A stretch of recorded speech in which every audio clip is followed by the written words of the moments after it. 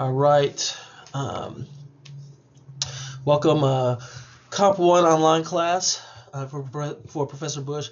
First of all, you may need for this a copy of Vanity, That Name Is Metrosexual, as well as maybe just a sheet of paper and something to write with so you can take some notes. Again, you don't have to do this, but I think that maybe talking about it a little bit, the articles in an analytical way could be very helpful for you, putting together your essay. And just a quick note: the things that I talk about in these articles, you talk about, you don't have to talk about these things. You may take what I discuss and apply it to other parts of the article. I just want to give you a little bit of an idea of how to think about the text. So, first of all, I want us to look at it in a rhetorical sense. So focus on logos, argument by logic, ethos, argument by credibility, and pathos, argument by emotion. Okay, logos, ethos, and pathos. Now, I'm going to start with ethos, and I always tell my class to start with that because credibility is the foundation, because it doesn't matter how logically sound your argument is. If I don't trust you or I think you're unqualified, then it's not going to matter. So start with ethos. Now, the article is written by Alexa Hackbarth, and she's a research tech for the Washington Post at the time that she wrote this. And you can argue that, and I have a little bit of a chart here. It's backwards, but it says strengths and weaknesses. And just to kind of give myself a balanced look at the article. Now, if we're beginning with ethos, whether or not Hackbarth is credible, if you looked at the other video, you know that the two aspects of ethos is experience and credentials, right? And sometimes someone may just have one or the other, right? I mean, there may be some, like if you think of the Stephen King article, he has experience writing about horror movies, but he doesn't really have any credentials in terms of he's not a psychologist or a psychiatrist. So you have to choose which one. The fact that he's made a lot of money writing horror films, does that give him credibility, or does it take away credibility in that he's not an actual psychologist talking about matters of the human mind? Well, Hackbarth's article, she's essentially, bemoaning the fact that there's not a lot of eligible, dateable men in the DC area, and does she have the credibility to make this assertion? Okay, well, there's a couple of things we can look at. First of all, it was good enough to be originally published in the Washington Post, which is a famous enough newspaper that it's syndicated in a lot of parts of the country, and so if it was good enough to be published there, then that means there's some merit to it. Doesn't mean that she's right, but it means that that it has merit. Because sometimes we're not always right, but we just kind of have to do the best we can with the information provided with us. And the Washington Post felt like she did enough with the information provided to her that they thought it strong enough to publish. So in the strengths column, I'm going to put Washington Post. It was published there. Okay, now, in terms of a weakness, you can argue that she's a research tech writing an op-ed piece, or just kind of providing, an opinion piece, an opinion editorial, and there's nothing wrong with that, but that's a lot different than maybe, hardcore journalism, where she really goes and tries to get to the bottom of dating in DC. And so you could argue that, yeah, it was published in the Washington Post, but I would have liked to have, maybe seen it fleshed out or a little bit more. So in the weakness column, you could put, maybe the type of article that it was. So there's different types of journalism. Was weak, an op-ed piece. So if we're keeping up, we have one in the strength column and one in the weakness column. And if you watch the video for Why We Crave Horror Movies, you'll know that there are just as many strengths and weaknesses. And we're going to do the same thing here with this article. There'll be just as many strengths as there are weaknesses, and it'll be up to you to decide after looking at both sides which side you want to come down on. Another thing about the article is, does she have the credibility. Like we know the post does Hackbarth. Now she's talking about dating and relationships, and if you look at paragraph 6,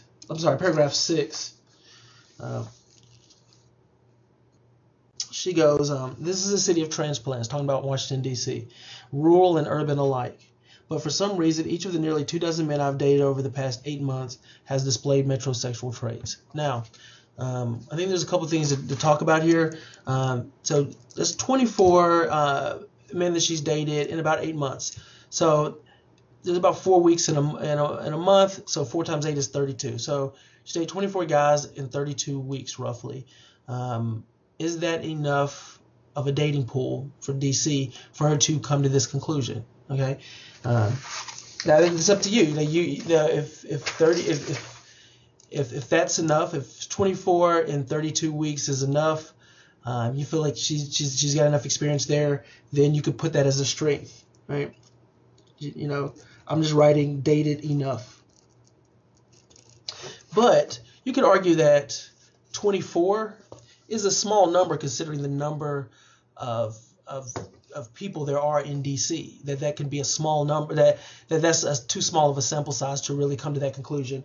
And so you could put hasn't dated enough. So I'm writing hasn't dated enough in the weakness category. And so again, it just sort of depends on what you think of that number. Now, a couple of notes. A lot of times when in class, at least when we talk about, you know, dated 24 guys in 32 weeks, like people will snicker and things like that, and it's like we gotta remember a date can be a cup of coffee. It could be going to lunch, you know, in the middle of your work day. It's not that she was like slept with all these guys, and so sometimes I feel the need to point that out. You know, I've had students say, "Hey, I was on a date and I didn't even know it," you know. So let's calm down in terms of making assumptions about the nature of her dates.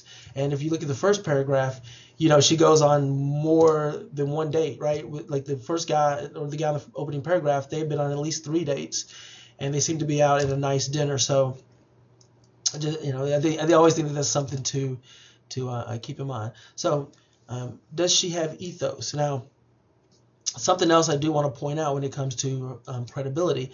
One of the things that I'll sometimes get in papers, which is worse because I'll go over this in class, but at least one student will say, well, this is just her opinion. And actually it's not. She does more than just provide her opinion, because if you look at paragraph 8 on page 358 of the handout, if you go about 3 lines in, she goes, I have no arguments with expressions of individuality, but I will admit to worrying when I read the results of a survey of American men aged 21 to 48 conducted by Euro RSCG worldwide that says more than 2/3 of men value love over professional success. And the reason why I read that is she's citing a survey, which means she's done some research. So this is not just her opinion. And if you go to paragraph 10, she says, a number of close male friends have told me that any secondary reasons for a straight man's behavior are completely overshadowed by their central motivation to attract women. So there she's, you know, maybe not official interviews like she would if she were doing, you know, journalistic, you know, work, but she is soliciting the opinions of other people. You know, she's writing this article about men, and she talks to her male friends, getting their opinions. And so again, this article, I'm just bringing up the point that this article is more than just her opinion. Now, you could argue that it's researched enough for what she's writing, and so I'm putting researched into the strengths category. You could also argue that she needs a little bit more than just a Euro RSCG worldwide survey. Like, who is RSCG? Euro, that's European. I mean, do they really know about, you know, can they really get a good sample size of Americans? And, you know, and what's the nature of this survey? I mean, how many, you know, there's not a lot of information on the survey, like 2/3. I mean, do they interview 3 people and 2 of them said what they said? You know, so you could argue that maybe her research was lacking a little bit. And so you could put not enough research in the weakness category. So again, just Depends on how you want to value. Did she have enough research or not enough? Okay, so that's one thing. That's something to look at. All right, let's look at her use of. We've talked about ethos. Let's look at logos a little bit. Her use of logic and anything that depends on definitions or examples, and then research. I mean, one of the things we talk, I try to emphasize in class is that some of these things are going to overlap. Her research could be in the logos area, but it could also be in the ethos area. Sometimes it's a little bit of both. So anyway, if you go to paragraph 2, she defines her term. She defines what she means by metrosexual.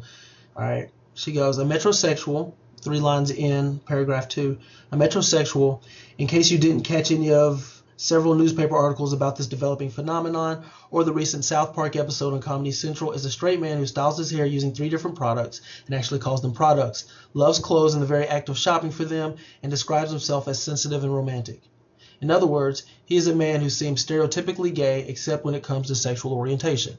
All right, now she's given us a clear definition. And one of the things that I try to hit students off with is, I used to see this in papers a lot, where they would almost use the term metrosexual and homosexual interchangeably. She's not saying she's dating gay guys. She's saying she's dating guys who seem to be gay in everything except for sexual orientation. And she defines it as, uses 3 different products in his hair and actually calls them products. Loves clothing in the very act of shopping for them, and defines himself as sensitive and romantic. Now, those are her 3 characteristics of the definition. Now, she's very clear on her definition, and if you think that definition works, that her structuring the rest of the article around that definition is good, you can put, defines terms well. So I'm putting that under strength. Like, we know what she means when she uses the term metrosexual. I may have a different definition, but at least when I read her article, I know what she means because she's told me at the beginning. Okay, so she defines terms well. So you could put that as a strength, but you could also argue that she doesn't define her terms well. Now, the first part of her definition, where she says uses 3 different products but actually calls them products, it's a little bit of a joke there, right? I don't think she means that metrosexual has to use the term products or even has to use 3 different things in their hair. But she's just saying, I think that's an elaborate way of saying they care a lot about their hair. They take a lot of, they take almost too much time when it comes to their hair and then their clothing, and sometimes, I will point out to a class that I will ask students, well, who's Clay Matthews? And then some students will know, like, he's a football player. He plays for the Green Bay Packers. And if you don't know what he looks like, take a second and Google Clay Matthews, and you'll see that like guys will say, oh, he's in shampoo commercials, and girls will say, oh, he looks like Thor. And I'll say, well, Cam Newton, who is he? He's a football player for the Carolina Panthers. And if you've ever seen him, like when the cameras show him walking to the game, he's always dressed very well.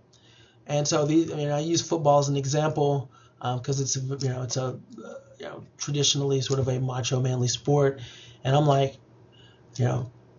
these guys fall into this metrosexual definition. We would consider them stereotypically gay, and so you could easily argue that maybe, even though she defines her terms, maybe her definition is incomplete. You can put weak or incomplete, and these are just the words I'm using to, but obviously in your essay, rework them accordingly. So if you look, defines terms well, or definition is weak or incomplete. So that kind of how you define your terms would fall into the logos category. Now, something else under logos is your examples. She has some pretty interesting examples. Like if you go to paragraph 5, I love when people use counterexamples. It's a good way to really emphasize your point. We use counterexamples all the time, but not a lot of times in essays. For example, if you're dating someone new and you're comparing her to your current girlfriend to your old girlfriend, or your current boyfriend to your old boyfriend, and you talk about how great your current your current girlfriend is in comparison to your ex, that's a counterexample. By bringing in your ex in the discussion, you're letting your audience know how much better your current girlfriend is. In fact, if you didn't have that, it wouldn't quite have the impact. But having that comparison really helps. Okay. Anyway, what she does here is that she compares the men to DC to the men in the town that she grew up in. So she goes, in the small western ranching town where I grew up, men wrangle cattle before sitting down to a breakfast of bacon and eggs. They're the strong and silent type, capable and calm in a crisis. They know how to fix a leaky faucet or rewire an electrical outlet. They drive pickup trucks, and when they cook, it's steak and potatoes, not wine-braised duck. They sure don't spend hours in front of the mirror only to emerge with prettier hair than mine. All right, very descriptive paragraph there, and you could definitely argue that she does a solid job of comparing. That you know exactly what she means in terms of a man that's not stereotypically gay the way that she brought him, except for sexual orientation. So you can argue that she has like solid examples and comparisons. So I'm putting solid examples / comparisons here in the strengths column. Because obviously you can argue that she's speaking metaphorically, that she doesn't really mean that if you like steak, you can't also like wine-braised duck, or that you have to drive a pickup truck. These are just metaphors for maybe guys who are a little bit more traditional, at least in terms of their skill set. But you can look at this as a weakness as well, right? That maybe she's overstating maybe the value of these things, or maybe the value of these things within society. Not that they're not valuable, but there may be other things that are just as valuable. For example, is wrangling cattle dangerous? Yeah, I think you could argue, is there a lot at stake if you go out and you go to wrangle cattle as a cowboy? Yeah, there is. And there's and being able to correctly wire your house, that's important. There's a lot at stake in the home that you live in. But let's say you're a lawyer in DC and you are negotiating, and if you mess up in your negotiation, the company you work for, those families lose their jobs, or the employees you work for, they can lose their jobs, and those families are out of a paycheck. Is there a lot at stake there? Yeah, I would say so. Is there just as much? Could there be just as much stress when you have to write a speech for a political candidate as there could be if you have to go out and wrangle cattle? Yeah, I would say so. And so, one of the things you want to think about is maybe what it's done in DC may have just as much of an impact. If you're a young lawyer trying to break into politics, or a young lawyer just trying to move up in your field, there could be just as much pressure, and it may take just as much courage as someone in whatever small western ranching town she's in or from to get up and wrangle cattle every morning. And so you could argue that maybe her example, though clear and helps us see her argument better, is a little oversimplistic. And also, maybe can't you be a little bit of both? Can't you dress, I think where she says at Express Men and the Gap, and also know how to rewire an electrical outlet or fix a leaky faucet? Can't you drive a pickup truck and like to eat things like wine-braised duck? I think so. So you could argue that maybe there's a lot of clarity there, it's maybe an inaccurate depiction of men. So maybe you could argue that she actually has weak examples. And again, this is just one example. Feel free to use others in the article. So I have weak examples here. All right. I mean, she talks about clothing. She talks about the whole thing about, you know, she makes it sound like you either have to, you know, really pursue your career or pursue a family. And depending on the field, that may be the case. Like, if, you know, but maybe that's not always the case. So it could be a strength or it could be a problem. So that's something else you can look at. One more thing, because I don't want this video to be too long. I want to look at her use of pathos. Now, in the previous video, I talked about how storytelling is an example of pathos. And if you look, she begins her article with a story. She's on a date. And let's look at it. She goes, at dinner the other night, my date listed the calorie count of the main entrees, raising an eyebrow at my chicken Alfredo selection after he had ordered a salad. I saw him check his reflection in the silver water pitcher 3 times. During dessert, he looked deeply into my eyes and told me he thought that what we have together is very special. It was our 3rd date. Now, this is an interesting thing, because I think if nothing else, you know, it makes me want to keep reading. Like, where's she going to go with this? All right. Now, students have had you know, lots of opinions on this. You know, he's checking the calorie count, which is, you know, there's nothing wrong with that, but it's something that guys generally don't do or don't really think about. And I've had students say, well, what if he had a marathon the next day? Well, maybe he did, maybe he didn't, but that's not in the text. So you can't do the what if game. You have to deal with what is in the text. So there's no talk of him being a marathon, you know, or any sort of bodybuilder who has to watch what he. So you can't just assume those things. You also can't assume that she's just, you know, that she's been dumped by too many guys, that she's just writing this because she's mad, because there's nothing to indicate that either. Remember, you have to be able to point to the text. If you make a claim about this article or Stephen King's article, you have to be able to provide a quote to support it. All right. Anyway, a little bit of a rabbit trail there. But a lot of times students have the thing. It's not that so bad that he ordered a salad.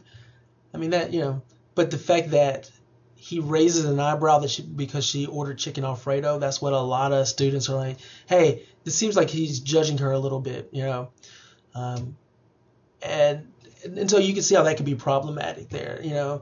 And again, we can't say, oh, well, what if he was a doctor and maybe he was looking out for her health, because there's nothing to indicate that. So again, you know, maybe you've been in a situation where you felt judged, and you can identify with that commonplace that she's creating there. Or maybe you haven't been in that situation, but I think we've all been somewhere where we didn't really want to be, and we're like, maybe not a bad date experience, but maybe some other experience where you're just like, man, I want to leave this birthday party now. So you still may have a similar situation, which would be good writing on her part there. You know, the guy checks his reflection in the water pitcher 3 times. Again, sometimes I've had guys say, hey, I'm on a date, I want to look good. And then girls would often counter with, yeah, but 3 times, go in the bathroom, look in the mirror. But if you're looking in a water pitcher, it just seems like it's a little vain, you know. So again, there's behavior that, you know, it's more acceptable for women than men, and vice versa. Behavior that's more acceptable for men than women, at least in social situations. And so checking your reflection in the water pitcher may be more acceptable for Hackbarth than for her date. So the things that she's pointing out is pretty interesting. And then the fact that he basically he doesn't say he loves her, but he professes that, hey, they have a future together, and then it was just their 3rd date. And one of the things I do say you could criticize her in this paragraph for is, well, how many dates is enough? Is 7 dates enough, or 10, or, you know, and over how long? You know, if it's 3 dates in 8 months, yeah, that's problematic. But if it's 3 dates in 3 weeks and they've known each other for 5 years, then it's not so bad. Again, we don't know because there's not enough information there. So you could provide, you could say that the strength of this paragraph is that it's, you know, provides a commonplace something that we can connect with. Maybe that's a better way, just something to connect with. So again, commonplace, and then I just put connect in parentheses, and it does make the article interesting, but maybe you could argue that needs more info. And when I say info, I'm just talking about the first paragraph, the story. So I put needs more info and story in parentheses, just so that you kind of have an idea of, like what was going on in this paragraph. I mean, what was so bad? So anyway, I think that's 6 strengths and 6 weaknesses, and then there's more. I think the sample essays do a good job of providing things to think about in your essay. So I'm going to stop here, but feel free again to find your own quotes, find your own examples. You can use some of the ones that I've provided here. That's fine with me, but there's other things that I didn't talk about that you can try to explore. So if you have any questions, shoot me an email. Again, I'm going to try to do at least one of these videos a week, just to try to keep y'all updated on things. And like I said before, I know I said this in the previous video, give me a couple days for your essay ones, but I hope to get those taken care of soon. All right, have a good weekend, and I will talk to you soon.